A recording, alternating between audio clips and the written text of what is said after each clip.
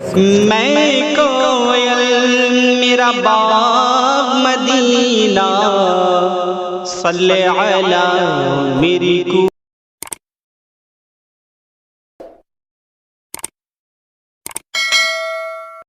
اما بعد فاعوذ باللہ من الشیطان الرجیم بسم اللہ الرحمن الرحیم وما ارسلناک الا رحمتا للعالمین صدق اللہ العظیم۔ آئیے بہت تیزی کے ساتھ درود پاک پڑھ لیں۔ اللہم صلی علی سیدنا محمد وعلی آل سیدنا ومولانا محمد وبارک وسلم صلو علیہ صلاۃ وسلام علیک یا رسول اللہ صلی اللہ تعالی علیہ وآلہ وسلم۔ وہ ہر عالم کی رحمت ہیں کسی عالم میں رہ جاتے، وہ ہر عالم کی رحمت ہیں کسی عالم میں رہ جاتے، یہ ان کی مہربانی ہے کہ یہ عالم پسند آیا، یہ ان کی مہربانی ہے کہ یہ عالم پسند آیا، بلکہ یوں کہیے وہ ہر عالم کی رحمت ہیں، وہ ہر عالم میں رہتے ہیں، وہ ہر عالم کی رحمت ہیں، وہ ہر عالم میں رہتے ہیں، یہ فیض رحمت للعالمین، رحمت ہی رحمت ہے، یہ فیض رحمت للعالمین، رحمت ہی رحمت ہیں۔ اور کرم سب پر کوئی ہو کہیں ہو، کرم سب پر کوئی ہو کہیں ہو، تم ایسے رحمت للعالمین ہو، تم ایسے رحمت للعالمین ہو۔ اور شریک عیش و عشرت سب ہیں، لیکن شریک عیش و عشرت سب ہیں، لیکن مصیبت کاٹنے والے تم ہی ہو، مصیبت کاٹنے والے تم ہی ہو۔ اگر خاموش رہوں میں، اگر خاموش رہوں میں تو ہی سب کچھ ہے، جو کچھ کہا تو تیرا حسن ہو گیا محدود، جو کچھ کہا تو تیرا حسن ہو گیا محدود۔ ایک بار اور درود پاک پڑھیں۔ اللہم صلی علی سیدنا و مولانا محمد وعلی آل سیدنا و مولانا محمد وبارک وسلم صلو علیہ صلاۃ وسلام علیک یا رسول اللہ صلی اللہ تعالی علیہ وآلہ وسلم۔ حضرات، وقت بہت ہو چکا ہے، بلا تمہید گفتگو سماعت فرمائیں۔ جس آیت کریمہ کی تلاوت کی ہے، اللہ فرماتا ہے وما ارسلناک الا رحمتا للعالمین، اور اے محبوب ہم نے تجھے نہیں بھیجا لیکن سارے عالم کے لیے رحمت بنا کر۔ میں نے جس مشہور و معروف آیت کریمہ کی تلاوت کا شرف حاصل کیا ہے، اس کا سیدھا سادھا ترجمہ عرض کر دیا، جس کا حاصل یہ ہے کہ میں نے تمہیں سارے عالم کے لیے صرف رحمت بنا کر بھیجا۔ یہ ارسال بھی ایک عجیب چیز ہے۔ میں ہلکی زبان میں آپ سے ایک بات عرض کروں، جس کو آپ بھیجنا کہتے ہیں۔ کیا کہتے ہیں؟ بھیجنا کہتے ہیں۔ بھیجنا، وہ بھیجنا بھی ایک عجیب چیز ہے۔ لوگ یہی بولتے ہیں یہ بھیجا، فلاں نے بھیجا، اس لیے بھیجا، یہاں سے بھیجا، وہاں سے بھیجا، یہاں تک بھیجا، وہاں تک بھیجا۔ آج ہم کو غور کرنا یہ ہے کہ بھیجنے کا وجود کب پایا جاتا ہے، بھیجنے کا وجود کب پایا جاتا ہے، یہ بھیجنا کب پایا جائے گا۔ بھیجنے کے لیے چند باتوں کا وجود بہت ضروری ہے۔ اب بھیجنے کے لیے ایک بھیجنے والا ضروری ہے۔ اب کوئی بھیجنے والا ہی نہ ہو تو یہ بھیجنا کیسے پایا جائے گا؟ اسی طرح بھیجنے کے لیے ایک چیز اور ضروری ہے، جس کو بھیجا جائے اگر کوئی ایسی چیز ہی نہ ہو تو بھیجنا کیسے پایا جائے گا؟ آپ کے پاس ایسی کوئی چیز ہے ہی نہیں جسے آپ بھیجیں تو یہ بھیجنے کا وجود کیسے ہوگا؟ الغرض بھیجنے کے لیے دو چیزوں کا ضروری ہونا ظاہر ہو گیا۔ اب وہ دو چیزیں کیا ہیں؟ ایک ہو بھیجنے والا اور ایک ہو جس کو بھیجا جا رہا ہے۔ اس لیے بھیجنے کے لیے یہ بھی ضروری ہے کہ ایک وہ ہو جس کی طرف بھیجا جائے، اگر کوئی ایسا نہیں تو کدھر بھیجا جائے گا؟ یوں ہی یہ بھی ضروری ہے کہ جو بھیجنے والا ہو وہ اور ہو اور جس کو بھیجا جا رہا ہو وہ اور ہو۔ جو بھیجنے والا ہو وہ اور ہو اور جس کو بھیجا جا رہا ہو وہ اور ہو، اور جدھر بھیجا جا رہا ہو وہ اور ہو۔ جدھر بھیجا جا رہا ہو بولو وہ اور ہو۔ تو یہ چیزیں جو بھیجی جا رہی ہیں اگر اس کو بھیجنے والے سے ملایا تو غلطی ہوگی۔ بھیجنے والا اور ہے اور یہ چیز جو بھیجی جا رہی ہے اور ہے، اور جدھر بھیجی جا رہی ہے وہ اور ہے۔ تو جب سب اور ہے تو نہ اس کو ادھر سے ملا سکتے ہیں اور نہ ادھر سے ملا سکتے ہیں، نہ ادھر سے ملا سکتے ہیں نہ ادھر سے ملا سکتے ہیں۔ الغرض جب یہ سارے امور جمع ہو جائیں گے اسی وقت بھیجنے کا وجود ملے گا، اسی وقت بھیجنے کا وجود ملے گا۔ اب آئیے مفتی عارف صاحب سے اگر آپ یہ مسئلہ پوچھیں گے تو آپ کے سامنے اس انداز میں رکھیں گے تو وہ کہیں گے سنو جی، ارسال کے لیے ایک چیز ضروری ہے جس کا نام ہے مرسل۔ کیا نام ہے؟ مرسل۔ اور ارسال کے لیے ایک دوسری چیز ضروری ہے جس کا نام ہے مرسل، اور ارسال کے لیے ایک تیسری چیز ضروری ہے جس کا نام ہے مرسل الیہ۔ تو مرسل کس کو کہتے ہیں؟ مرسل کہتے ہیں بھیجنے والا، اور مرسل جس کو بھیجا جائے، اور مرسل الیہ جس کی طرف بھیجا جائے۔ اس مفہوم کو میں ہلکے انداز میں عرض کر دوں۔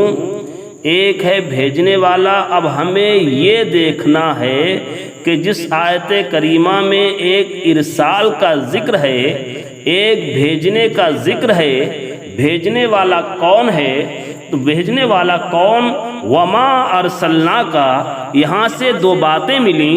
اے محبوب ہم نے بھیجا، اے محبوب ہم نے بھیجا اور تمہیں بھیجا۔ معلوم ہوا کہ بھیجنے والا خالق کائنات ہے اور جس کو بھیجا جا رہا ہے وہ رسول عربی ہے۔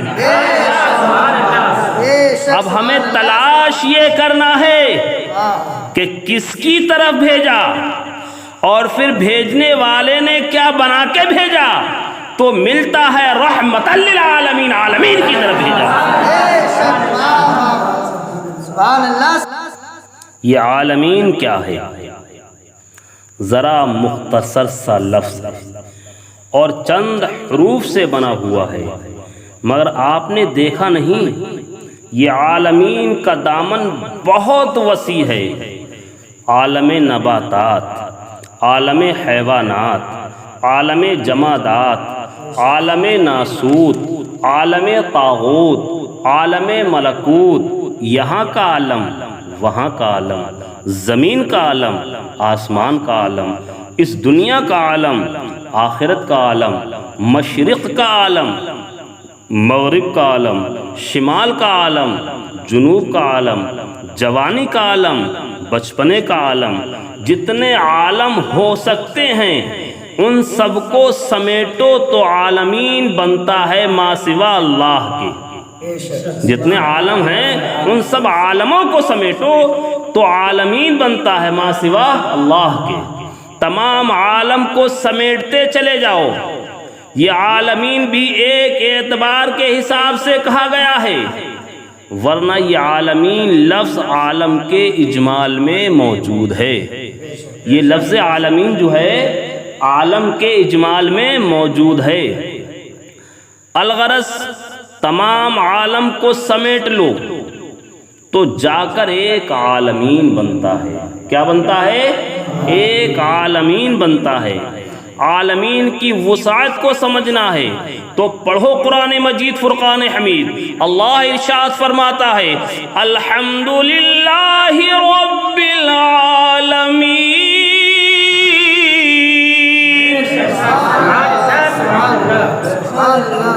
تو اگر عالمین کی وسعت کو سمجھنا ہے تو الحمدللہ رب العالمین سے سمجھو۔ تمام تعریفیں مخصوص ہیں اللہ کے لیے جو سارے عالم کا رب ہے۔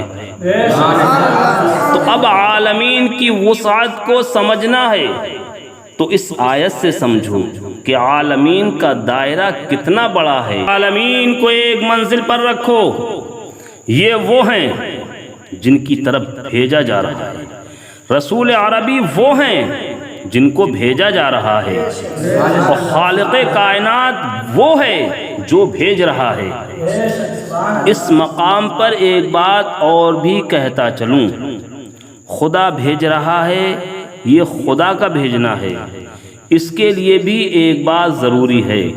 مثال کے طور پر حافظ فیضان صاحب جا رہے تھے، ان کے جیب کے اندر ایک لفافہ تھا، اس پر کچھ لکھا تھا، انہوں نے پتہ وغیرہ نوٹ کیا تھا۔ میں نے ان کی جیب سے نکالا اور نکالنے کے بعد اس کو جا کر لیٹر باکس کے اندر ڈال دیا۔ اب یہ بتائیے کیا اس کو میرا بھیجنا کہا جائے گا؟ میرا بھیجنا نہیں، اس لیے کہ میرا لفافہ نہیں، اس پر میری تحریر نہیں، میں نے اس کو اپنا نہیں بنایا تھا۔ الغرض میرا بھیجنا اس وقت کہا جائے گا جب میں پہلے اپنا بناؤں تب بھیجوں۔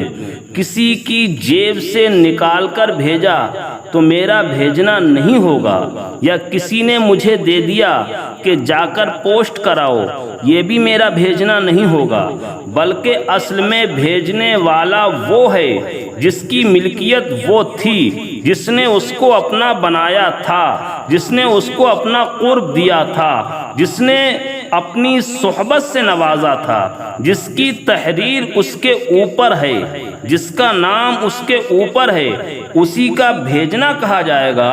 تو معلوم ہوا کہ بھیجنے سے پہلے اپنا بنانا ضروری ہے۔ بھیجنے سے پہلے اپنا بنانا ضروری ہے۔ آئیے مختصر، خالق کائنات نے رسول عربی کو عالمین کی طرف بھیجا، تو اب سب کے مقام کو اپنی جگہ پر رکھو۔ اب اگر تم رسول کو خدا سے ملاؤ گے جب بھی غلطی ہوگی، عالمین میں رکھ کر دیکھو گے جب بھی غلطی ہوگی۔ یہاں اس نازک فرق کو سمجھ لو کہ رب نے بھیجا، رسول کو بھیجا، عالمین کے لیے بھیجا، تو عالمین وہ ہیں جو مرسل الیہم ہیں، رسول مرسل ہیں، رسول مرسل ہیں۔ اب اگر مرسل کو مرسل الیہم کے اندر رکھ کر دیکھا جائے گا تو کیا کوئی اسے سمجھ سکے گا؟ کیا کوئی اس کا عرفان حاصل کر سکے گا؟ کیا کسی کو اس کی معرفت حاصل ہو سکے گی؟ تو الغرض رب تبارک و تعالی کے اس بھیجنے سے ہی پتہ چل گیا کہ جتنے دائرے کے لیے میرے رسول کو بھیجا گیا وہ دائرہ اور ہے، اور جس کے لیے رسول کریم کو کسی مصلحت سے رحمت بنا کے بھیجا، معلوم ہوتا ہے کہ یہ سب محتاج تھے کسی رحمت کے، کسی مہربانی کے، کسی فضل کے۔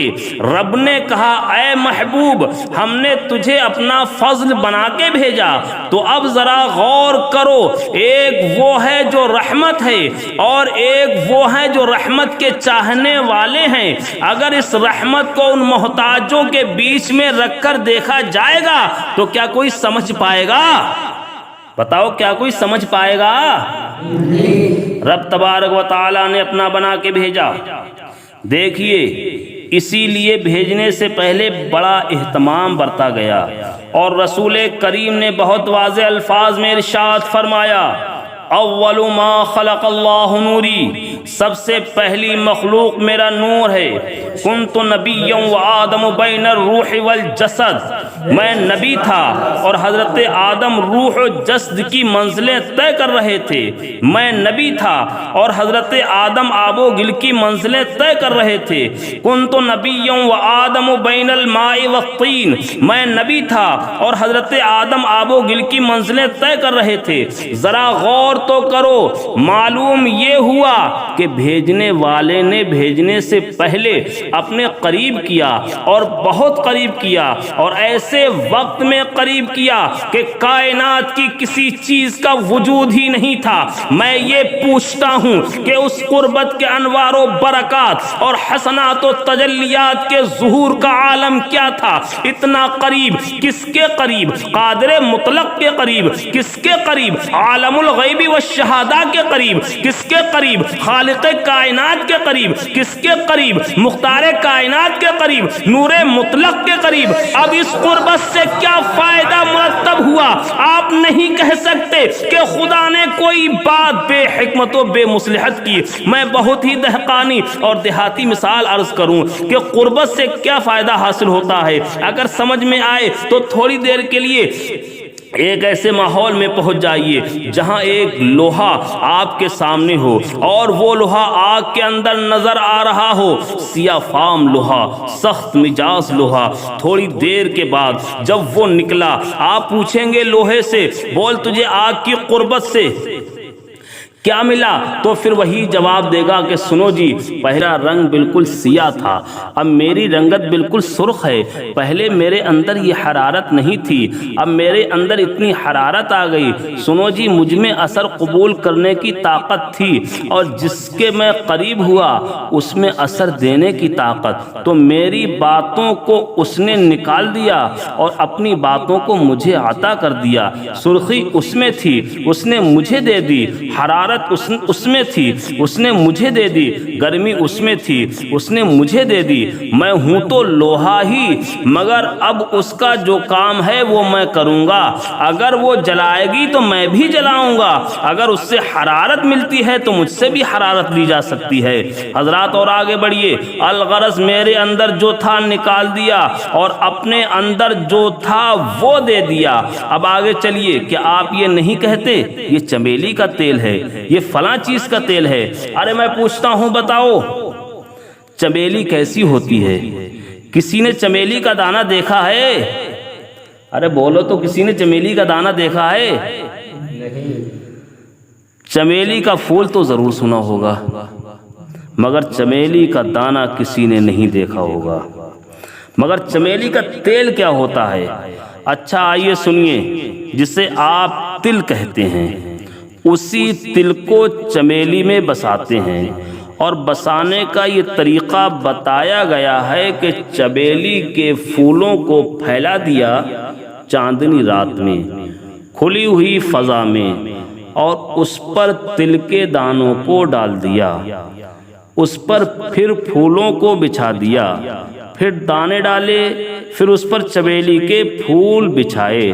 ان سب کو کھلے آسمان کے نیچے کئی دن تک رہنے دیا. اس کے بعد وہی دانے نکال لیے گئے. اب آؤ وہ تل جو پھیلایا گیا تھا اس کے دانے کو لے آؤ اور یہ تل جو چمیلی میں بسا ہوا ہے اس کے دانے کو لے آؤ. بالکل سامنے رکھ دو. نہ قد و قامت میں فرق ہے اور نہ شکل و صورت میں، نہ وزن میں فرق ہے، نہ کسی اور بات میں. بالکل ایک ہی چیز معلوم ہوتی ہے. مگر ذرا پیس کر دیکھو، تیل نکال کر کے دیکھو تو اس میں تل کا تیل نکلتا ہے اور اس میں چمیلی کا تیل نکلتا ہے. دونوں کی حقیقت ہی بدلی ہوئی نظر آ رہی ہے. دیکھو یہ دونوں دانے ایک ہی پودے سے نکلے تھے، بس آپ نے اتنا کیا کہ ایک کو چمیلی سے بسا دیا اور ایک کو دور رکھا. تو جو دور ہوا اس سے جو تیل نکلا اس کو آپ تل کا تیل بولتے ہیں، اور جو تل کے دانے چمیلی کے قریب رہے ان دانوں سے جو تیل نکلا اس کو آپ چمیلی کا تیل بولتے ہیں۔ قیمت بدل گئی، حقیقت بدل گئی، مہک بدل گئی، صورت بدل گئی، وزن بدل گیا، اثر بدل گیا۔ یہ اتنی تبدیلیاں کہاں سے آئیں؟ پوچھو اس تل کے تیل سے، آخر تم بھی تو اسی درخت سے نکلے تھے، تم بھی تو اسی درخت میں پھولے پھلے تھے، تل کے دانوں بتاؤ تمہارے اندر یہ بات کہاں سے آ گئی؟ تو وہ جواب دیں گے، سنو جی، کچھ دن چمیلی کی صحبت مل گئی، جو میرے اندر تھا نکل گیا، جو اس کے اندر تھا مل گیا۔ اس میں تعجب مت کرو، شکل و صورت سے دھوکہ مت کھاؤ، ایک جیسا دیکھ کر فریب مت کھا جاؤ، یہ بھی تو دیکھو یہ کس کی بارگاہ قرب سے آ رہا ہے۔ حضرات، آج تک کوئی عقلی استحالہ نہ پیش کر سکا، سارے دانے تو ایک ہی ہیں، پھر ایک سے تل کا تیل کیسے اور دوسرے سے چمیلی کا تیل کیسے؟ بلکہ آگ میں اثر دینے کی قدرت ہونا اور لوہے میں اثر لینے کی صلاحیت ہونا، یوں ہی چمیلی کے پھولوں کا مؤثر ہونا اور تل کے دانوں کا متاثر ہونا، پھر اس قربت و صحبت کے لازمی اثرات کا مرتب ہونا، سبھی تسلیم کرتے ہیں۔ مگر جب رسول کریم کے قرب خدا بندی کی بات آتی ہے تو پھر سمجھی بوجھی حقیقت بھی سمجھ سے بالاتر ہو جاتی ہے۔ اب بات تو صاف صاف یہ کہہ دو کہ عالم الغیب والشہادہ کی بارگاہ میں نقص ہو گیا ہے، نہ اسے اثر دینے کی قدرت ہے اور نہ رسول کریم میں اثر لینے کی صلاحیت۔ اگر تم یہ بات کہتے ہو کہ اس کو قدرت نہیں اور ان میں صلاحیت نہیں، تب تو یہ بات سمجھ میں آئے گی کہ ہاں آئے اور خالی آئے، عالم الغیب والشہادہ کی بارگاہ سے آئے اور پیٹھ کے پیچھے سے بے خبر آئے، قادر مطلق کی بارگاہ سے آئے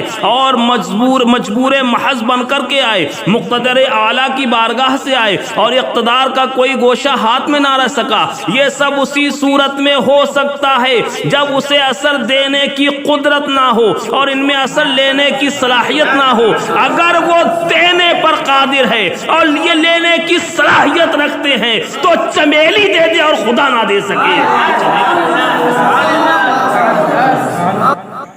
میں آپ کو بتاؤں، ایک مسئلہ میرے ذہن میں تھا جب رسول کی معراج کا ذکر علماء کرام کرتے تھے تو میں سوچتا تھا آخر اس میں رسول کی معراج کیا ہے؟ علماء کرام ذکر کرتے تھے اور معراج کا سفر مکہ شریف سے شروع کرتے تھے، اس کے بعد مدینہ ہوتے ہوئے آپ کو بیت المقدس لے گئے اور وہاں پر انبیاء کی امامت کرا دی، پھر وہاں سے اٹھایا میرے سرکار کو ذکر کر رہے ہیں اور بتاتے چلے جا رہے ہیں یہ پہلا آسمان ہے، یہ دوسرا آسمان ہے۔ معراج کا ذکر کرنے والے تفصیلات اور اس کے قوائف پیش کرتے چلے جا رہے ہیں۔ میں سوچ رہا ہوں اس میں کون سی رسول کی معراج کی بات ہے؟ اگر میرا رسول مکے سے سفر کو نکلا، یہ رسول کی معراج نہیں، مدینے پہنچا، یہ رسول کی معراج نہیں، بیت المقدس پہنچا، یہ رسول کی معراج نہیں۔ رسول نے اگر امامت فرمائی انبیاء کی، یہ کوئی معراج کی بات تو نہیں۔ آسمان پر گئے، یہ کوئی معراج کی بات تو نہیں۔ آسمان پر جانا یہ رسول کی معراج نہیں، عرش پر جانا یہ رسول کی معراج نہیں، جنت میں جانا رسول کی معراج نہیں، جہنم کا مشاہدہ فرمانا یہ رسول کی معراج نہیں، سدرۃ المنتہا پر جانا یہ رسول کی معراج نہیں۔ میں کیسے معراج مان لوں؟ معراج کہتے ہو کسے معراج جانتے ہو کسے کہتے ہیں؟ معراج تو کہتے ہیں کہ اپنے مقام سے کوئی بلند ہو جائے، جو اس کا واقعی مقام ہو اس سے بلند ہو جائے، اسے اس کی معراج کہا جائے گا، تو اسے اس کی معراج کہا جائے گا۔ اس لیے میں سوچ رہا تھا کہ عرش پر جانا رسول کی معراج نہیں، وہ خاک کے ذرے جو رسول کے جسم مبارک سے لگے ہوئے ہیں وہ عرش سے بھی افضل ہے اور کعبے سے بھی افضل ہے، اور کعبے سے بھی افضل تو جسم مبارک سے لگے ہوئے خاک کے ذرے جب عرش سے افضل ہوں، اس عرش پر آپ کا پہنچنا، کیا آپ کی معراج ہوگی؟ رسول کے غلام جنت میں رہیں گے تو کیا رسول جنت میں جائیں گے؟ تو کیا رسول کی معراج ہوگی؟ آسمان کے اوپر جو فرشتے ہیں وہ سب غلام ہیں جناب محمد الرسول اللہ صلی اللہ تعالی علیہ وسلم کے، وہاں تو غلام رہتے ہیں، یہ چلے جائیں گے تو یہ کوئی معراج کی بات نہیں ہوئی۔ میں یہی سمجھ رہا تھا یہ رسول کی معراج نہیں، اگر رسول مدینے گئے تو مدینے کی معراج ہے، اگر رسول بیت المقدس گئے تو بیت المقدس کی معراج ہے، اگر رسول آسمان پر گئے تو یہ آسمان کی معراج ہے، اگر رسول عرش پر گئے تو یہ عرش کی معراج ہے، اگر رسول جنت میں گئے تو یہ جنت کی معراج ہے۔ یہ معراج کی رات ہے، رسول کی معراج نہیں، کائنات کی معراج ہے، ارے ساری دنیا کی معراج ہے، ساری دنیا کی معراج ہے۔ ذرے ذرے کو رسول کریم اپنے قدموں سے معراج دے رہے ہیں، سب کو عروج بخش رہے ہیں، سب کو ارتقاء کی منزلوں سے ہم آغوش کر رہے ہیں۔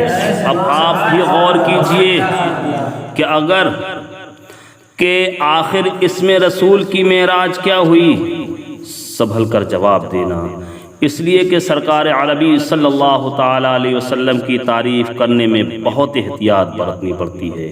احتیاط کی بات کا اندازہ اس سے لگائیے کہ اکثر تعریف کرنے والے لوگ مبالغہ سے کام لیتے ہیں، اور یہ مبالغہ جائز بھی ہے، یعنی کسی کی آپ تعریف کریں کچھ بڑھا کے، کسی نے محبوب کی تعریف کی، چہرے کی تشبیہ چاند سے دے دیا، کسی نے پسینے کی تشبیہ گلاب کی مہک سے دے دی، تو اس طرح سے مبالغہ شعر و شاعری میں بھی جائز ہے۔ کچھ خوبیاں ہوں اور جب اسے آپ بیان کریں تو اس میں تھوڑا سا بڑھا کر بیان کریں، مگر میں آپ کو بتاؤں دوستو، رسول کی ذات ایسی ذات ہے، رسول کے صفات و کمالات کا جب ذکر ہو تو وہاں مبالغہ کرنا جائز نہیں۔ اور مگر میں اور بھی گہرائی میں اترا، اور گہرائی میں اترتے اترتے اس منزل تک پہنچا کہ میرے ضمیر نے آواز دی کہ یہ رسول وہ رسول ہیں جن کے کمالات میں اگر تم مبالغہ کرو گے تو کفر ہو جائے گا۔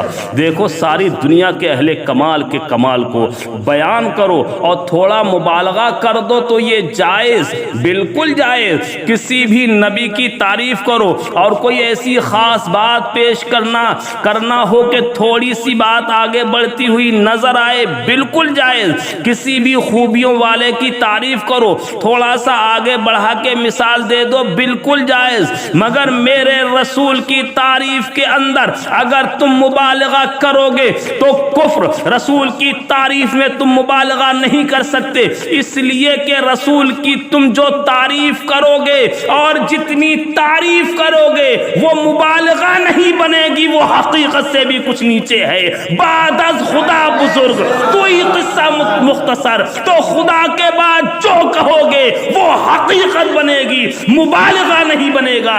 اب مبالغے کی صرف ایک ہی صورت ہے کہ مصطفیٰ کو کبریا کہہ دو، یہ یقیناً کفر ہے۔ ممکن کو واجب کہہ دو، یہ کفر نہیں تو اور کیا ہے۔ عطائی والے کو ذاتی بنا دو، یہ کفر نہیں تو اور کیا ہے۔ اس لیے کہ رسول کمالات کی اس منزل پر ہیں کہ آگے اب بڑھانے کی گنجائش ہی نہیں۔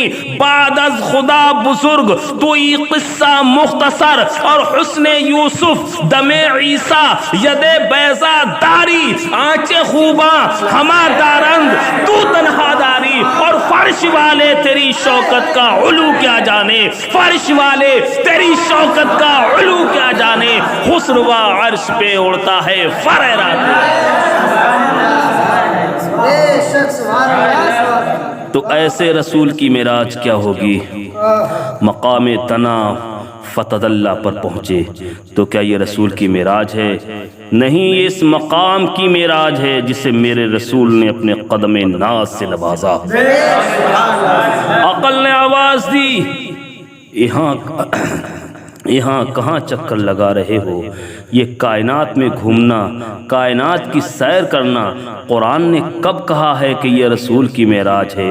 قرآن تو کہتا ہے کہ یہ رسول کی سیر ہے۔ سبحان الذی اسرا، پاک ہے وہ ذات جس نے سیر کرائی اپنے بندے کو، جو لے گیا اپنے بندے کو۔ یہ تھوڑی کہا ہے کہ جس نے معراج کرائی، یہ سیر بندے کی ہے اور معراج کائنات کی ہے، یہ سیر بندے کی ہے اور معراج کائنات کی ہے۔ حضرات اب سیر کی حقیقت بھی سمجھ لیجئے۔ سیر کہتے ہیں ٹہلنے کو، ایسا ٹہلنا جو طبیعت کو بوجھل نہ بنا دے، اسی لیے وہیں تک کا سفر سیر و تفریح کے دائرے میں آتا ہے جہاں کا جانا اور آنا آسان ہو، تھکاوٹ اور گرانی تباہ کا باعث نہ ہو۔ تو اب جس کو معراج کہا جا رہا ہے وہ تو رسول کریم صلی اللہ علیہ وسلم کی ایک معمولی سیر ہے۔ تو اب رسول کی معراج کیا ہے؟ تو دوستو رسول کی معراج یہ ہے کہ جب سرکار مقام دنا فتح اللہ پر پہنچے تو ایک تو ان کا انتقال مکانی تھا، دوسرا ان کے قرابت کا انتقال تھا، روحانی سفر تھا، دونوں میں عظیم فرق ہے۔ میرے رسول نے صرف مکانی سفر نہیں کیا بلکہ صفات الہیہ کی بھی سیر شروع کی۔ اب دیکھو رسول کی معراج کہاں سے ہو رہی ہے۔ میرے رسول نے صفات الہیہ کی سیر شروع کی۔ صفات الہیہ کی سیر کا کیا مطلب؟ کبھی صفت الرحیم سے گزر رہے ہیں، کبھی صفت الغفور سے گزر رہے ہیں، کبھی صفت القادر سے گزر رہے ہیں، کبھی صفت العالم سے گزر رہے ہیں، کبھی صفت المختار سے گزر رہے ہیں۔